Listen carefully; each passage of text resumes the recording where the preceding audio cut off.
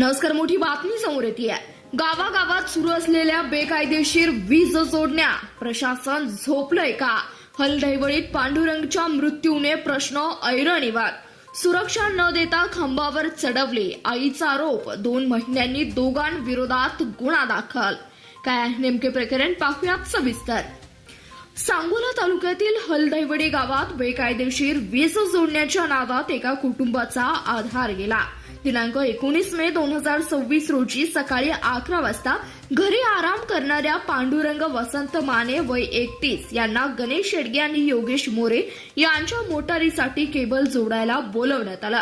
आई रमाबाई माने यांनी विरोध केला, पण आकडा जोडून लगेच येतो असं सांगून पांडुरंग गेला. हलदैवडी चौकातील खांबावर त्याला कोणतीही सुरक्षा न देता चढवण्यात आलं. वीज चालू होती. केबल हातात घेताच भीषण स्फोट झाला. पांडुरंग 20 फूट खाली कोसळला. तोंड, छाती, हात भाजलेला आणि हे दोघे आरोपी घटनास्थळावरून पळून गेले होते. 7 दिवसांची झुंज. सांगोला मिरज सेवा सदन. दिनांक 26 मे पहाटे 3:30 वाजता पांडुरंगने अखेरचा श्वास घेतला.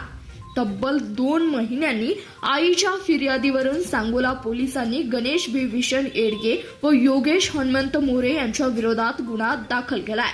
तपास पीआय नागनाथ शिवाजी कदम हे करीत आहेत. सगळ्यात मोठा सवाल, अधिकृत कनेक्शन नसताना वीज कशी चालू होती?